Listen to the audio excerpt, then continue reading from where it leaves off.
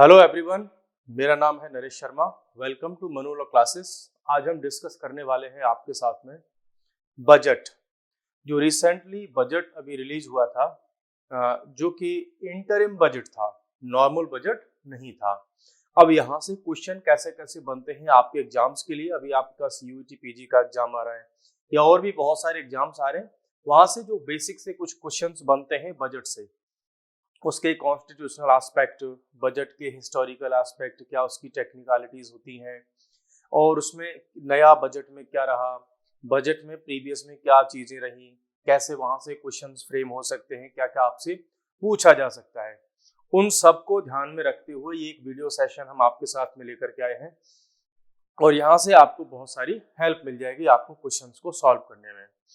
Budget की अगर हम बात करें सबसे पहले कि बजट है क्या, देखो बजट जो है फ्रेंच वर्ड, एक बुजेट वर्ड होता है, उससे निकल करके आता है। ठीक है, एक बैग जैसा हुआ करता था, वहीं से बजट की परंपरा जो है स्टार्ट हो गई कि बजट है। स्टार्टिंग में जब अंग्रेज लोग अपनी पार्लियामेंट में बजट पेश करते थे तो एक बड़ा सा बैग हुआ करता था, उसमें से वो जो डॉक्यूमेंट वगैरह थे उनको पार्लियामेंट में पेश करते थे, वहीं से इसका नाम पड़ गया क्या, बजट। अब अगर हम इंडियन सेंस में इसकी बात करें तो इंडियन कॉन्स्टिट्यूशन में या किसी लॉ में एक्चुअली जो बजट नाम का वर्ड है वो नहीं है। तो सबसे पहले तो हम ये देख लेते हैं कि बजट है क्या। देखो, घर में आपके मम्मी पापा, या हम किसी कंपनी की बात करें या किसी स्कूल की ऑर्गेनाइजेशन की बात करें, तो सब एक छोटा मोटा एस्टिमेट लगाते हैं कि भाई प्रीवियस ईयर में हमको क्या अचीव हुआ, क्या हमने बचत की, कितना हमारा खर्चा हुआ, एक्सपेंडिचर हुआ, और आने वाली ईयर में हमारी क्या क्या इनकम होगी। जैसे आप सपोज करो किचन का कोई बजट बना रहे हैं कि मंथली एक्सपेंडिचर आपकी किचन का हो जाएगा सपोज करो 10,000 रुपीज, तो वहीं आप ये भी देखोगे कि हमारी जो है किसी बिजनेस से या आपकी सैलरी से हमारे पास हमारी आय क्या होगी, हमारी इनकम क्या होगी। तो बजट से आप बड़ा सिंपल सा जो मीनिंग निकाल सकते हैं कि प्रीवियस ईयर में आपने कितना कमाया और कितना खर्च किया, आपकी क्या अर्निंग्स थी और आपका क्या एक्सपेंडिचर था। वैसे ही आने वाली ईयर में जो बजट बताएगा वो क्या कहेगा कि आने वाले ईयर में हम कितना एक्सपेंडिचर करने वाले हैं, क्या इन्वेस्टमेंट करने वाले हैं, और कितना हमारे पास में उसमें खर्च रहेगा, कितनी हमारी इनकम रहेगी। इन सबको मिलाकर के जो हम तैयार करते हैं एक एस्टिमेट्स, उसको हम बोलते हैं सिंपली बजट। ठीक है, अब हम बात करें तो बजट क्या है, एक एस्टिमेट है किस किस चीज का, रिसिप्ट्स का और एक्सपेंडिचर का। अब वो नेक्स्ट ईयर हो सकता है, जो आने वाला नेक्स्ट ईयर है, और प्लस उसमें इंक्लूडेड रहता है कि प्रीवियस ईयर में हमारे साथ में क्या क्या हमने खर्च किया। जो बजट है इसको कहीं भी मेंशन नहीं किया गया है इंडिया के कॉन्स्टिट्यूशन में। कई बार यहाँ से क्वेश्चन पूछा जा चुका है कि बजट जो है कॉन्स्टिट्यूशन के किस आर्टिकल में मेंशन है, तो वहां पर बजट मेंशन नहीं है। एक्चुअली आर्टिकल 112 जो है इंडियन कॉन्स्टिट्यूशन का, उसमें बजट के लिए एक वर्ड यूज हुआ है, उसका नाम है एनुअल फाइनेंशियल स्टेटमेंट। ठीक है, वार्षिक वित्तीय विवरण, ये वर्ड उन्होंने वहां पर यूज किया है। जब हम बजट को आज के प्रेजेंट के सेंस में हम अगर एनालिसिस उसका कर रहे हैं, तो हमें ये भी देखना होगा कि बजट का हिस्टोरिकल एस्पेक्ट क्या रहा है। देखो, यहाँ पर हम जो बजट का सेशन आपके साथ में डिस्कस कर रहे हैं, हमारा मेन पर्पज ये नहीं है कि आपको जनरल सी बातें हो जाए, नहीं, हमारा ये पर्पज है यहाँ पर कि आपके क्वेश्चन सॉल्व हो जाएं। जब आप पढ़ें और आपके क्वेश्चन आए एग्जाम में तो आप उनको डील कर सकें। अगर हम इंडिपेंडेंस से पहले की बात करें तो इंडिपेंडेंस से पहले पहला बजट, जो फर्स्ट बजट था, वो हमारा 7 अप्रैल 1860 को क्या हुआ था, इंट्रोड्यूस हुआ था। उसके 2 साल बाद, ये किसके 2 साल बाद, आपको पता होगा कि 1860 में ये बजट हमारे यहाँ पेश हुआ, तो 1858 में आपको पता है कि जो ब्रिटिश ईस्ट इंडिया कंपनी थी उससे पावर का ट्रांसफर हुआ था, किसको, किंग को, मोनार्क को। ठीक है, बिकॉज 1857 में क्या हुई थी, इंडिया का फर्स्ट वार ऑफ इंडिपेंडेंस हुआ, जिसको हम 1857 की क्रांति भी बोल देते हैं। वो जब हुआ और उसके नेक्स्ट ईयर 1858 में क्या हुआ, जो पावर है वो ट्रांसफर कर दी गई ब्रिटिश ईस्ट इंडिया कंपनी से, किसको, वहां के मोनार्क को। मींस अब ब्रिटिश ईस्ट इंडिया कंपनी सरकार नहीं चलाएगी इंडिया में, कौन चलाएगा, वहां का मोनार्क चलाएगा ब्रिटेन का। तो उसके 2 साल बाद ही इन्होंने क्या किया, पहला बजट अपना इंट्रोड्यूस किया। अगर हम पहले फाइनेंस मिनिस्टर मेंबर की बात करें, first finance member who presented the budget was James Wilson. कई बार इसको पूछा जाता है कि फाइनेंस मेंबर कौन था जिसने सबसे पहले बजट को पेश किया। मिस्टर लियाकत अली खान, इनकी अगर हम बात करें तो member of the interim government. जब इंडिपेंडेंस के टाइम पर इंटरिम गवर्नमेंट बनाई गई थी तो उसमें जो लियाकत अली खान थे, इनको इंटरिम गवर्नमेंट में क्या बनाया गया था, फाइनेंस मिनिस्टर बनाया था, और इन्होंने अब सबसे पहला बजट क्या किया था, इंट्रोड्यूस किया था। ठीक है, अब आ जाते हैं हम पोस्ट इंडिपेंडेंस के, इंडिपेंडेंस के बाद की क्या स्थिति रही। तो इंडिपेंडेंस के बाद की अगर हम बात करें तो इंडिया के फर्स्ट फाइनेंस मिनिस्टर थे, वो कौन थे, श्री आर.के. शनमुगम चेट्टी। ये व्यक्ति थे जिन्होंने इंडिया का फर्स्ट इंडिपेंडेंट इंडिया का पहला बजट जो है इंट्रोड्यूस किया था। इसका ये जो बजट था, फर्स्ट बजट, और पहला बजट कब पेश हुआ था, 26 नवंबर 1947 को इंट्रोड्यूस हुआ था। तो ये फैक्ट भी आपको पता होना चाहिए कि इंडिपेंडेंट इंडिया का सबसे पहला बजट किसने इंट्रोड्यूस किया था। अब आ जाते हैं बजट के अदर जो है कॉन्सेप्ट्स पर कि भाई बजट में होता क्या है। जो अभी मैंने आपको जस्ट एक्सप्लेन किया था कि भाई अब जब बजट की बात हो रही है तो घर की बात की हमने, किचन की बात की कि हम पूरे घर का एस्टिमेट लगाते हैं। तो गवर्नमेंट भी क्या करती है कि भाई गवर्नमेंट की इनकम कहाँ से होगी, उसको कहाँ कौन सी स्कीम में कितना खर्च करना होगा, सैलरी पे कितना पैसा जाएगा, और क्या क्या नए इन्वेस्टमेंट होंगे, कहाँ नया रोड बनाना है, कहाँ पर नए पोर्ट बनाने हैं, एयरपोर्ट बनाने हैं, आर्मी के लिए नए डिफेंस इक्विपमेंट्स लेकर के आने हैं, सुप्रीम कोर्ट में कुछ नई स्कीम उनके लिए लेकर के आनी है, उसका मान लो डिजिटलाइजेशन करना है, तो कहाँ कहाँ खर्च होगा, प्लस उसकी इनकम कहाँ से होगी, कौन से हमको नए टैक्स इंट्रोड्यूस करने हैं, है ना। वो सब एस्टिमेट होता है किसमें, गवर्नमेंट ऑफ इंडिया के बजट में। जैसे गवर्नमेंट ऑफ इंडिया का बजट इंट्रोड्यूस होता है, बनता है और वो पास होता है, वैसे ही सेम प्रोसेस कहाँ यूज होती है, स्टेट की असेंबलीज में भी यूज होती है। ठीक है, तो एस्टिमेट्स ऑफ रेवेन्यू और कैपिटल रिसिप्ट कि भाई रेवेन्यू के रूप में हमको क्या मिलेगा टैक्स वगैरह की फॉर्म में, और कैपिटल की फॉर्म में हमारे पास क्या आएगा, वेज एंड मीन्स। अब हमने बोल तो दिया कि हमारे पास साहब 5 लाख करोड़ रुपए का टैक्स आएगा, कैसे आएगा, उसके रास्ते बताओ, कैसे उसको लोगे, तो वही बात कर रहे हैं। तो वेज एंड मीन्स की कि आपने एस्टिमेट दिए कि इतना टैक्स हमारे पास आएगा, तो कैसे आएगा, कौन सी स्कीम होगी, कितना टैक्स आप लगाओगे, कितने % आप वहां से टैक्स को कलेक्ट करोगे, टैक्स को कलेक्ट करने में गवर्नमेंट का कितना खर्चा आ जाएगा, क्योंकि गवर्नमेंट अपने एम्प्लॉय भी तो रखती है, वो सब कुछ बताना होता है। एस्टिमेट्स ऑफ एक्सपेंडिचर, जैसे इनकम का एस्टिमेट्स बताना होता है, वैसे ही बताना होता है एक्सपेंडिचर का कि हम कहाँ कहाँ पर कितना एक्सपेंडिचर करेंगे। तो details of actual receipt and expenditure of closing financial year, जो लास्ट ईयर है उसकी एक्सपेंडिचर और इनकम, और ऐसे ही आने वाले ईयर की एक्सपेंडिचर और इनकम, इन सबको जो है रखा जाता है बजट में। ठीक है, नेक्स्ट हम बात कर लेते हैं कि कंपोनेंट्स क्या होते हैं बजट के। यहाँ से आपको बहुत सारे कॉन्सेप्ट जो है क्लियर हो जाएंगे। बजट के कंपोनेंट की बात हम करें तो एक तो होता है बजट के कंपोनेंट में रेवेन्यू बजट, और एक होता है capital budget. Revenue budget means government के पास में जो इनकम आती रहती है, जैसे टैक्स के फॉर्म में आ गया, स्टाम्प ड्यूटी वगैरह हो गई, इनकम टैक्स लगा दिया, तो गवर्नमेंट के पास रेवेन्यू क्या क्या आ रहा है ना, उसको बोलते हैं रेवेन्यू बजट। फिर हो गया कैपिटल बजट, कि गवर्नमेंट के पास में कुछ कैपिटल भी तो आ सकती है ना। सपोज करो गवर्नमेंट ने किसी बड़ी कंपनी को सेल कर दिया, उसमें से राइट्स सेल कर दिए, सपोज करो एसबीआई में कुछ बेच दिया, है ना, तो वहां से क्या मिलेगी, उसको कैपिटल की फॉर्म में मनी आएगा, वो रेवेन्यू नहीं होगा वो, है ना। तो अब जब हम रेवेन्यू की बात करेंगे तो फिर रेवेन्यू में रिसिप्ट भी होंगी और रेवेन्यू में एक्सपेंडिचर भी होगा। भाई रेवेन्यू की फॉर्म में खर्च भी होगा और रेवेन्यू की फॉर्म में इनकम भी होगी, जैसे सैलरीज वगैरह आप किसी को दोगे वो भी खर्चा हो जाएगा आपका रेवेन्यू से। अब उसी तरीके से कैपिटल रिसिप्ट और कैपिटल एक्सपेंडिचर, सपोज करो आपने किसी से लोन लिया बड़े अमाउंट में वर्ल्ड बैंक से, तो कैपिटल की फॉर्म में हमारे पास आया। अब उसको हमने कहीं नया एयरपोर्ट बनाने में खर्च किया, तो वो क्या हुआ, वहां पर कैपिटल एक्सपेंडिचर हो गया, क्योंकि वहां पर हमने क्या बना दिए, असेट्स बना दिए। फिर जब हम बात करेंगे रेवेन्यू में रिसिप्ट्स की, तो रेवेन्यू में जो रिसिप्ट आती है मींस गवर्नमेंट की इनकम होती है, वो एक तो टैक्स रेवेन्यू से होती है और एक नॉन टैक्स रेवेन्यू से होती है। टैक्स रेवेन्यू से वो होती है जो गवर्नमेंट किसी चीज पर टैक्स लगाती है। सपोज करो साबुन पर टैक्स लगा दिया, मिल्क पर टैक्स लगा दिया, है ना, मार्केट में इलेक्ट्रॉनिक गुड्स हैं उन पर टैक्स लगा दिया, वो गवर्नमेंट की इनकम टैक्स से होगी। अब नॉन टैक्स रेवेन्यू भी हो सकता है गवर्नमेंट का। सपोज करो गवर्नमेंट का पैसा बैंक में रखा हुआ है तो उससे गवर्नमेंट को ब्याज मिलेगी, तो वो नॉन टैक्स रेवेन्यू में आ गया। ठीक है, ऐसे बहुत सारे किस्म हो जाएंगे नॉन टैक्स रेवेन्यू में।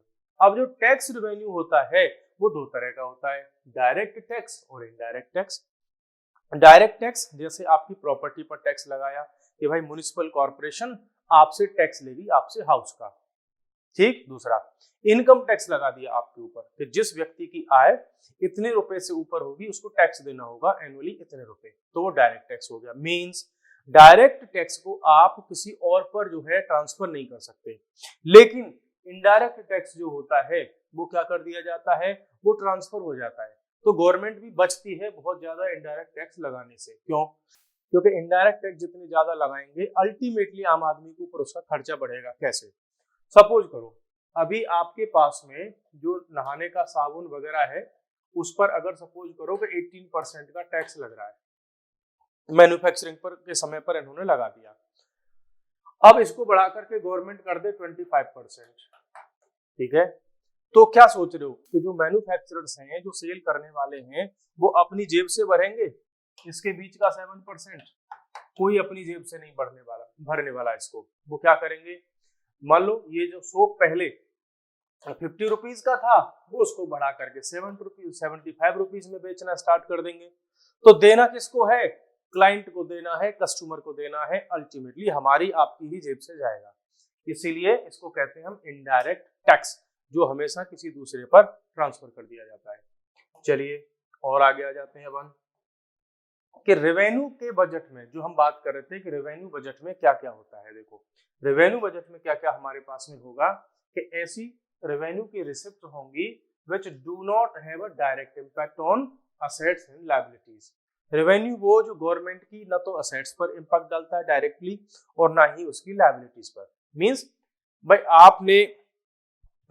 आपकी कोई सैलरी है, वहां से इनकम आपकी हो रही है, आप थोड़ा थोड़ा वहां से खर्च कर रहे हैं। लेकिन सपोज करो आपने लोन ले लिया 50 लाख रुपए का और उससे एक कार ले ली, ठीक है, ऑडी वगैरह आपने ले ली, तो क्या हुआ, वहां से आपकी असेट्स और लायबिलिटीज क्रिएट होंगी। तो यहाँ पर हम जो बात कर रहे हैं रेवेन्यू रिसिप्ट्स में कि गवर्नमेंट की एक इनकम आती रहती है, जैसे टैक्स के थ्रू आती है, तो वहीं से वो खर्च करते रहते हैं, तो उसकी असेट्स और लायबिलिटी पर कोई फर्क नहीं पड़ता। व्हाट इज असेट्स और लायबिलिटी? आपने एक मकान बनाया, आपके पास में असेट हुआ, आपने गोल्ड परचेज कर लिया, असेट हो गया। अब कुछ लोग क्या करेंगे कि इनकम तो है उनकी 20,000 रुपए महीने और लोन ले लिया, किसका? कार लोन ले लिया, भले ही उनकी इनकम है 50 लाख रुपए महीने, कार लोन ले लिया आपने, तो वो जो कार है आपके लिए असेट से पहले वो काम करेगी आपके लिए क्या? एक लायबिलिटी की तरह। कैसे? कि उसको आपको एवरी मंथ एक ईएमआई पे करनी पड़ेगी।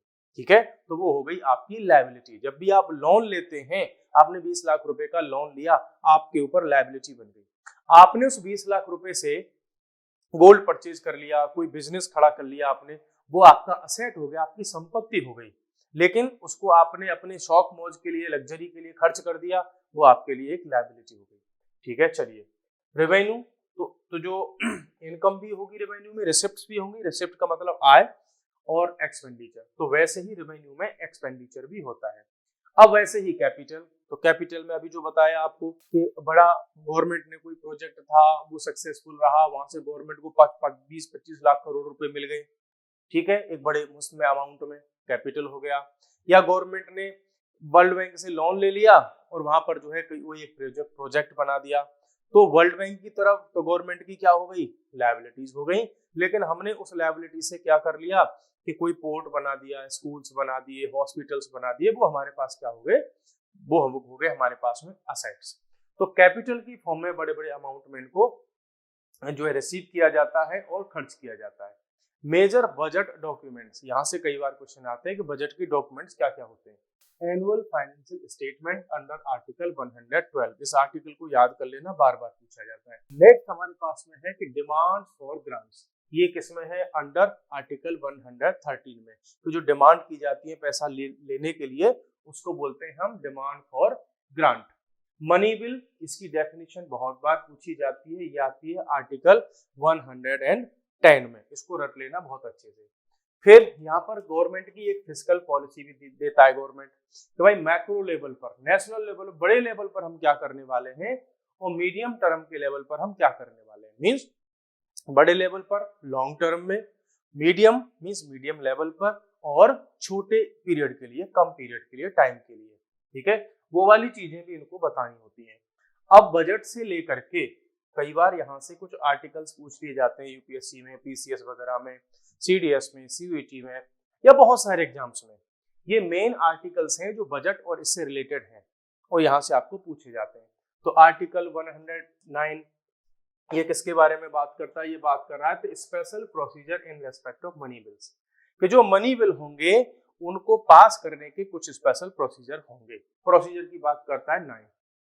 और आर्टिकल 110 ये बात करता है डेफिनेशन ऑफ मनी बिल। ठीक है, कि मनी बिल कौन सा होगा।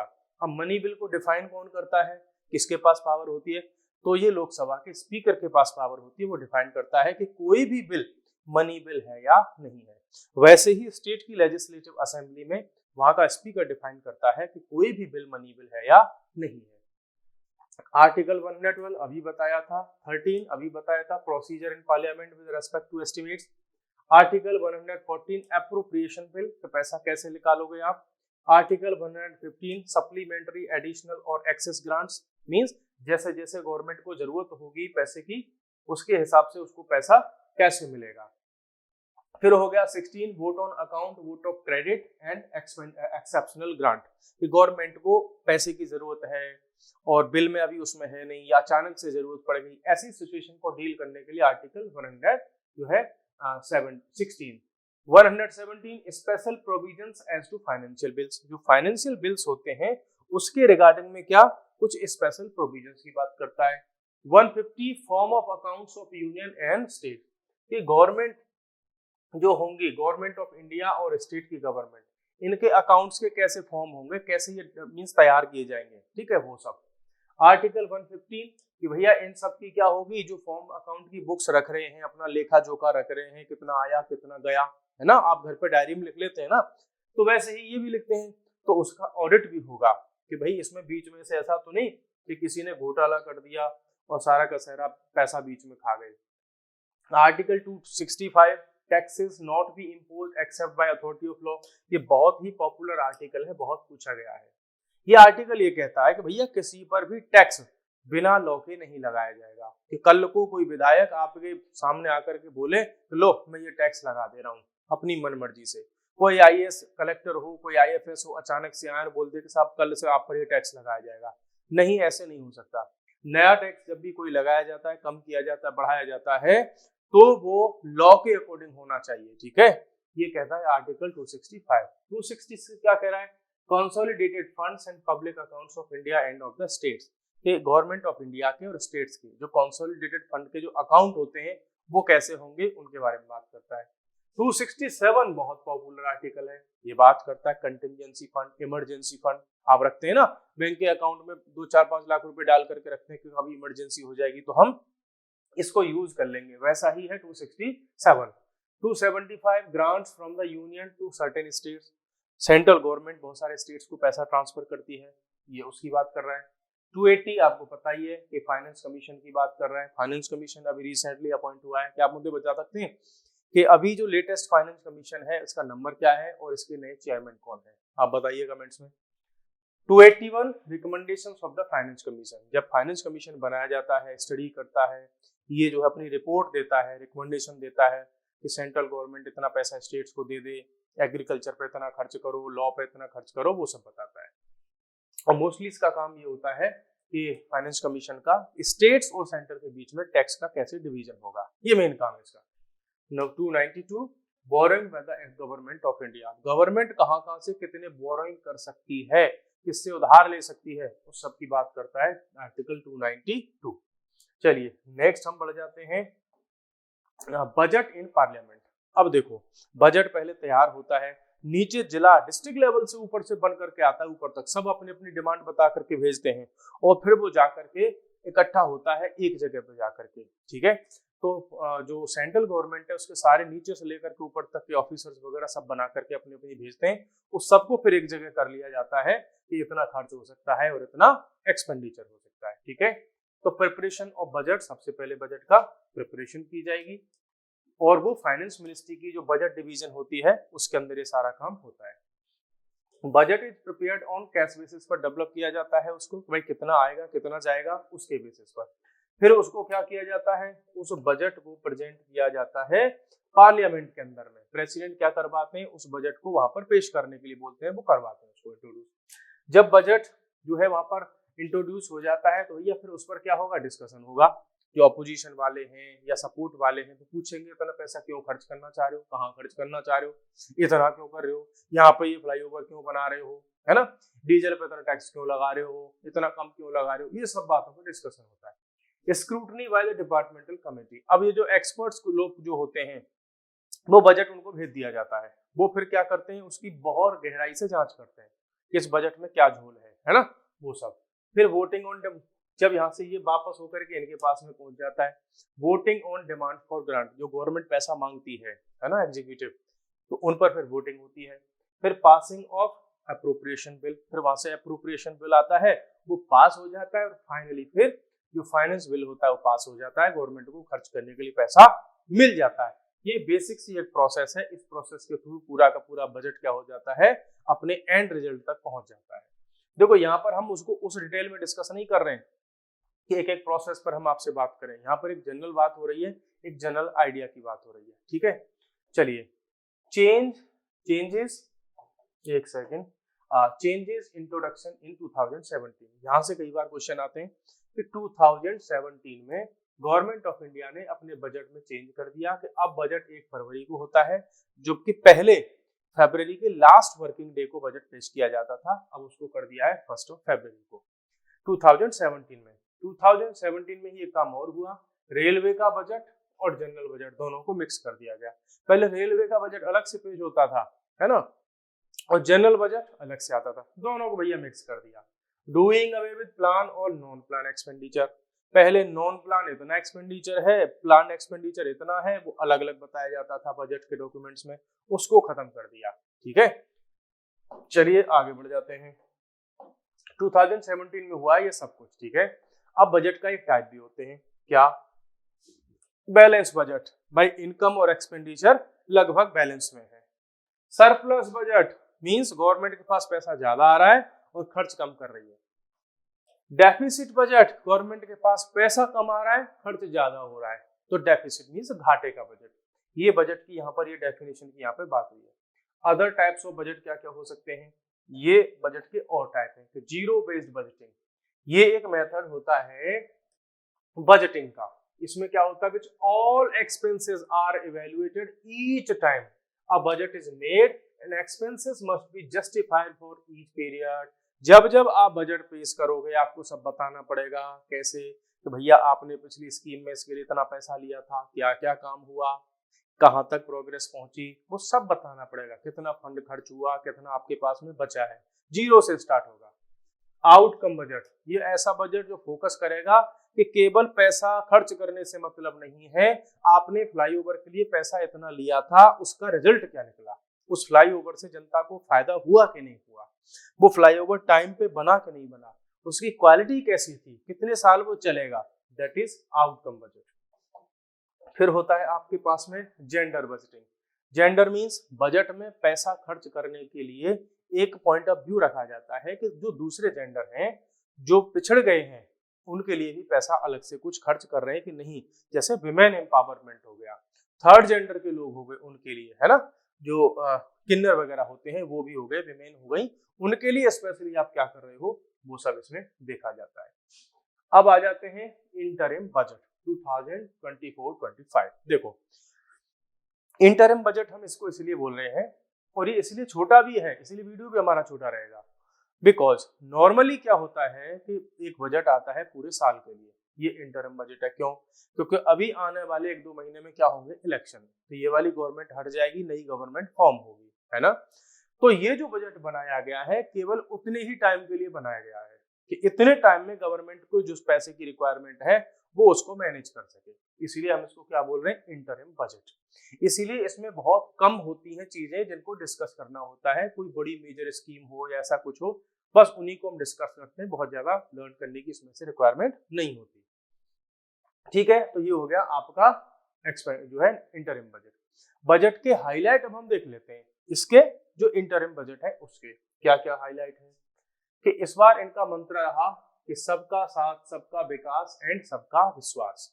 मीन्स सबका साथ मीन्स जो है टुगेदर ऑल, सबका विकास डेवलपमेंट फॉर ऑफ ऑल, और सबका विश्वास ट्रस्ट या फेथ ऑफ ऑल। फिर है विद द अप्रोच ऑफ सबका प्रयास, कि भाई ये सारे काम जो हो रहे हैं वो सबके एफर्ट से होने चाहिए, ये मंत्र रहा है।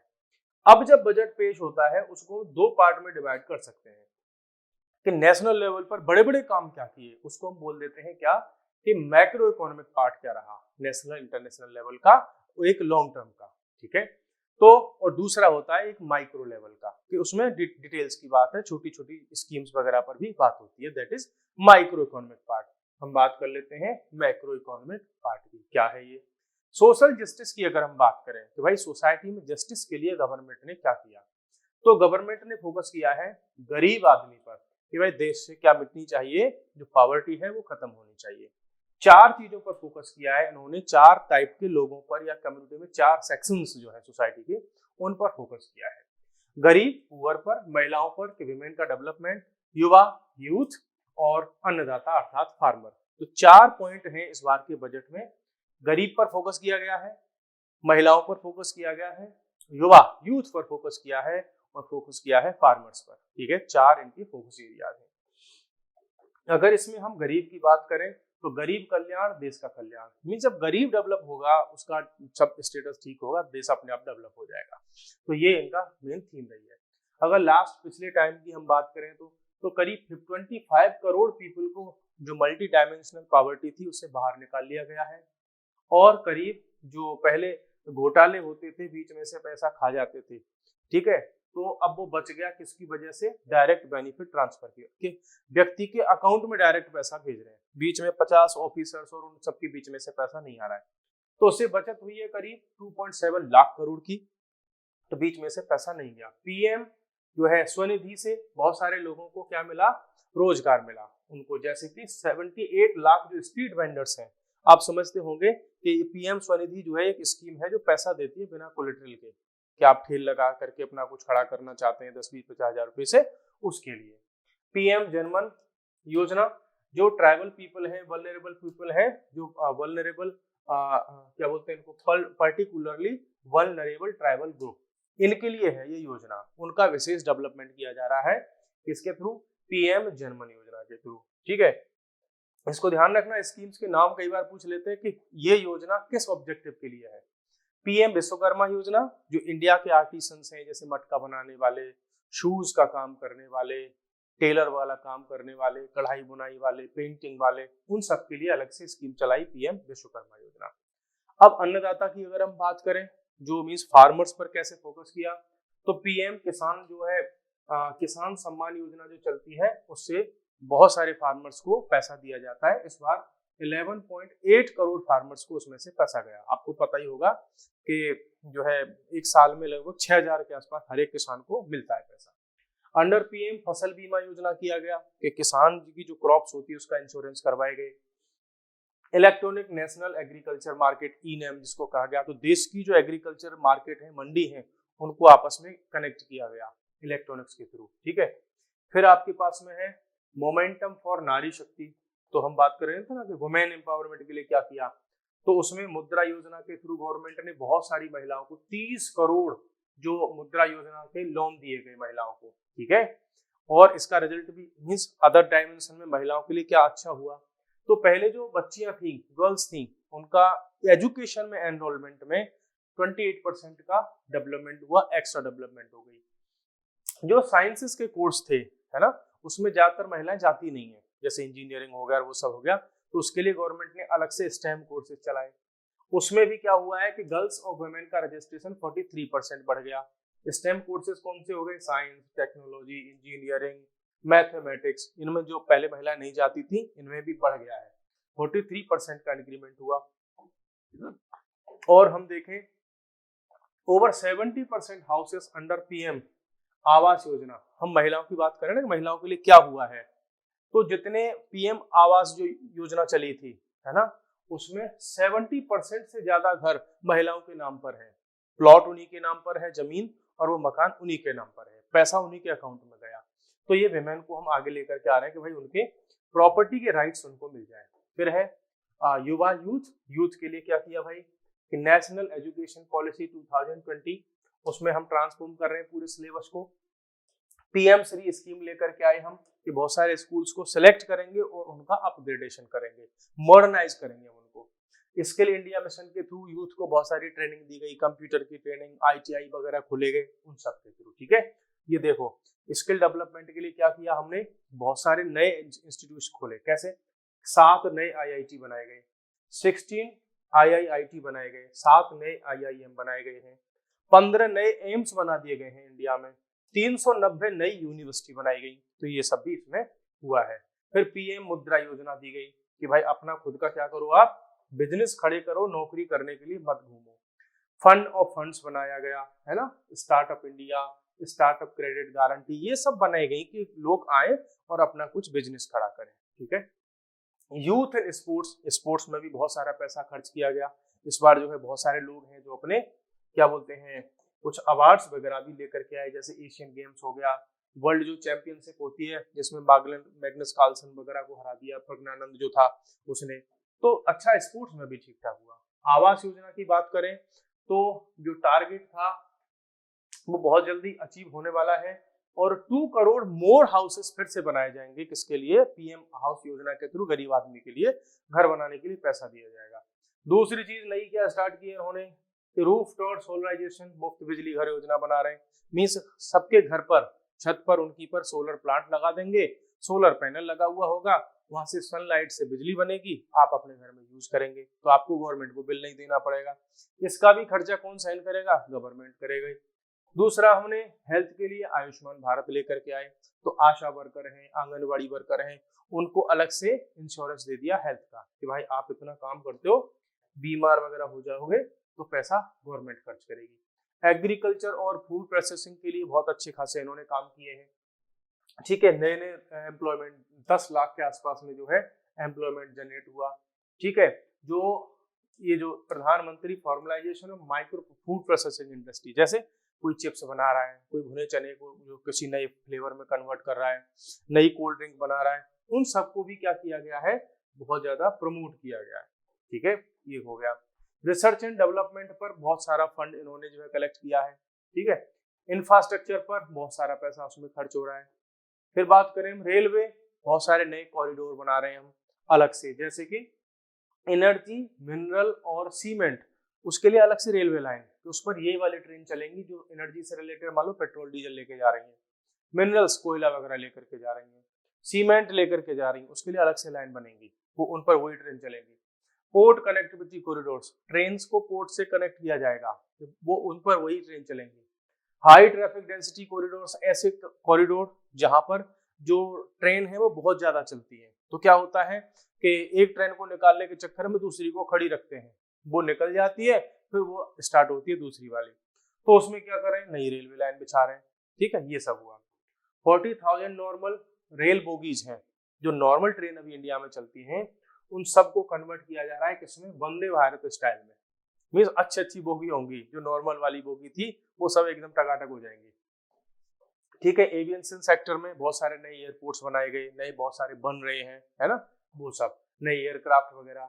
ग्रीन एनर्जी पर खूब फोकस कर रहे हैं कि कोल जो बर्न करके इलेक्ट्रिसिटी हम जनरेट करते हैं उसको खत्म करके सोलर पर आ रहे हैं, विंड एनर्जी पर आ रहे हैं, है ना, उस सब पर आ रहे हैं।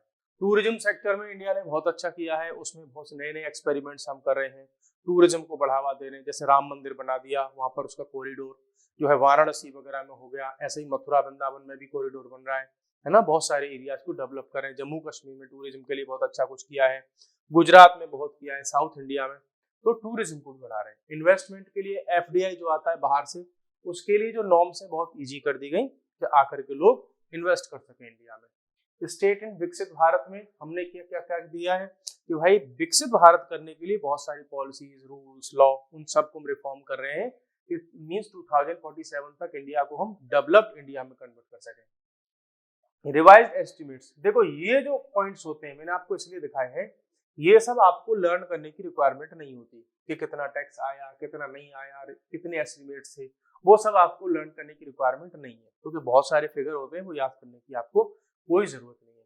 बजट के एस्टिमेट्स बताए इन्होंने कि आने वाले टाइम में कितना पैसा हम कमाएंगे, रिसिप्ट मींस कितनी होगी, रेवेन्यू वाली, कैपिटल वाली, जो है नॉन रेवेन्यू वाली, वो सब, वो भी आपको याद करने की रिक्वायरमेंट नहीं है। हाँ, यहाँ से एक चीज आप देख सकते हैं कि इस बार जो एस्टिमेटेड हमारा जो बजट फिस्कल डेफिसिट है वो हमारा 5.1% ऑफ जीडीपी रहने के चांसेस है कि जीडीपी जितनी हमारी है उसका 5% हमारे पास में फिस्कल डेफिसिट हो सकता है। जीडीपी आप सबको पता ही होगी कि जो ग्रॉस डोमेस्टिक प्रोडक्ट है, मींस पूरे देश में एक निश्चित टाइम में जो गुड्स एंड सर्विसेज उनका प्रोडक्शन हुआ, उनकी मॉनेटरी वैल्यू की यहाँ पर बात होती है। ठीक है, पार्ट बी देख लेते हैं। जो अभी ए देखा हमने मैक्रो वाला, अब माइक्रो वाला देख लेते हैं। डायरेक्ट टैक्स कितने होंगे, कहाँ से लगाए जाएंगे, अभी डायरेक्ट टैक्स में बहुत ज्यादा कुछ चेंज नहीं किया गया है, वो सब उनको सेम रखा गया है। ठीक है, टैक्स पेयर की सर्विस को भी ठीक कर दिया गया। जो लोग टैक्स भरते हैं पहले उनको महीनों लग जाते थे टैक्स रिटर्न फाइल होकर के आने में, अब वो उसको बहुत ईजी कर दिया गया है। ठीक है, और बहुत ज्यादा जो स्टार्टअप्स लोग नहीं कर रहे हैं उन पर भी टैक्स कम कर दिया गया है। ठीक है, इनडायरेक्ट टैक्सेस हैं अभी तक उनको सेम ही रखा गया है, बहुत ज्यादा उसमें कुछ नहीं बढ़ाया गया है। ठीक है, मंथली जो कलेक्शन वगैरह है सब लगभग सेम है। Tax rationalisation efforts over 3 years में, टैक्स में भी बहुत सारा राशनलाइजेशन किया गया है कि किस पर कितना टैक्स लगेगा, कॉर्पोरेट पर कितना टैक्स लगेगा। जैसे कॉर्पोरेट पर पहले 30% टैक्स लगता था, अब उसको 22% कर दिया गया। ठीक है, प्लस पहले जो प्रोफेशनल लोग हुआ करते थे उनकी इनकम अगर 50 लाख होती थी तो उसको एक बढ़िया से अपने अकाउंट मेंटेन करने होते थे, बोला ठीक है 75 तक की उसको लिमिट कर दिया इन्होंने। पहले जो प्रिजम्पटिव टैक्सेशन थ्रेशोल्ड थी, ये क्या होती है कि यदि किसी का टर्नओवर पहले 2 करोड़ का होता था तो उसको अलग से अकाउंट वगैरह मेंटेन करने होते थे बहुत अच्छे से। अब बोल दिया कि ठीक है अगर आपका 3 करोड़ तक का भी आपका बिजनेस वगैरह वो सब चल रहा है तो उसको हम छोटे बिजनेस में मानेंगे और उसको बहुत ज्यादा अकाउंट्स बुक वगैरह बनाने की रिक्वायरमेंट नहीं है। ठीक है, no tax liability for income, तो 7 लाख तक जो जिनकी इनकम है उन पर कोई टैक्स नहीं लगेगा। पहले ये जो 2.2 लाख की हुआ करती थी 2013-14 में, व्यक्ति पर अगर उसकी इनकम 2.2 लाख होती थी तो उस पर टैक्स लगता था। अब 7 लाख जिसकी इनकम है उस पर भी टैक्स नहीं लग रहा। ठीक है, चलिए achievements in tax payer service में बहुत सारे लोगों को अब क्या है टैक्स पेमेंट मींस बहुत सारे लोग कर रहे हैं, नंबर बढ़ गया है उनका। टैक्स भरने वाले लोगों की संख्या में क्या हुई है, इंक्रीमेंट हुआ है। ठीक है, एवरेज प्रोसेसिंग टाइम जो टैक्स का पहले टाइम होता था वो करीब 93 डेज में जो टैक्स फाइल करते हैं वो 93 डेज में जाकर के उसको फाइनल होता था, गवर्नमेंट की तरफ से रिप्लाई आता था। अब वो 10 दिन के अंदर हो जाता है वो काम, ये काम फास्ट हो गया। फेसलेस असिस्टमेंट हो गया, आपको ऑफिसर बुलाएगा नहीं कि कोने में बैठ के फिर बात करे कि देखो इतने रुपए का बनना है, या तो इतना साइड में टेबल के नीचे से दे दो नहीं तो मींस लपेटे जाओगे लॉ में।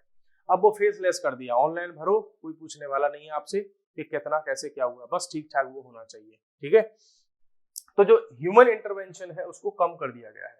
ठीक है, फिर देख लो आप कि यहाँ पर और भी चीजें हुई, जैसे जो हमारे कोर्ट हैं उन पर चीजों को क्लियर कर दिया कि कस्टम वाले हैं अब बहुत जल्दी चीजों को रिलीज करेंगे, जल्दी से अपना जो परमिशन लेटर वगैरह होते हैं फटाफट देंगे उनको। एयर कार्गो कॉम्प्लेक्सेस, तो एयर से जो ट्रांसपोर्टेशन होता है उसको फटाफट से करेंगे हम। सी पोर्ट है उसको भी हम जल्दी से जल्दी जो है फाइनल करके आप तक पहुंचाएंगे। मींस कुल मिलाकर के अगर हम बात करें तो अब तक का ये जो बजट रहा, बजट से पहले का टाइम रखा, उसमें काफी सारे रिफॉर्म्स हुए हैं। आने वाले टाइम के लिए भी कुछ चीजें इसमें हैं। देखो जो इंटरिम बजट होता है उसमें कुछ कुछ चीजें ही इंपॉर्टेंट होती हैं और बहुत ज्यादा इसमें इंपॉर्टेंट होता नहीं, क्योंकि 2-3 महीने का बजट वो होता है, इसलिए बहुत ज्यादा आपको वीडियोस वगैरह वो सब नहीं बनाए जाते इंटरिम बजट पर।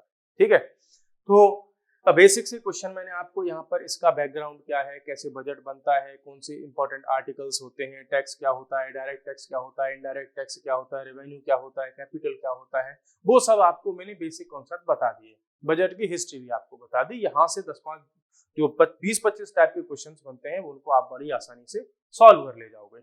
तो आज के सेशन में इतना ही, फिर किसी नए सेशन के साथ में again we will meet. So keep it up और एक्सरसाइज करते रहिए और क्वेश्चंस जो है सॉल्व करते रहिए। और आपके क्या फीडबैक्स हैं, आपके क्या सजेशंस हैं, वो कमेंट बॉक्स में आप हम तक पहुंचा सकते हैं। हम आपके सजेशंस पर, फीडबैक पर काम करेंगे और चाहेंगे कि आप भी हमसे कनेक्टेड रहें और चीजें इंप्रूव होती रहें। So thank you, bye bye, take care.